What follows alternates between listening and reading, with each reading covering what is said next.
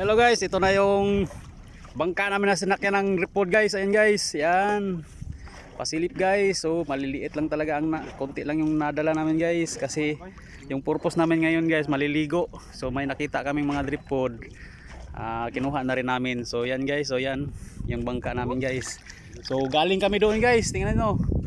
So may tabing dagat guys. Ayan. So ito pa yung isang bangka guys. So may dala kami. Hindi magpakita yung aktor natin guys. Ayan guys, ilang bangka guys. Ayan, naliligo naman. Pagkatapos nito guys, maliligo kami guys kasi masarap dito doon sa gitna maligo guys.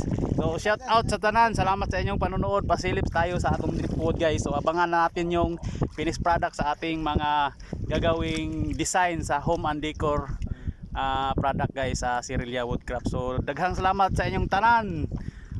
Maayong udto o God bless sa inyong tanan.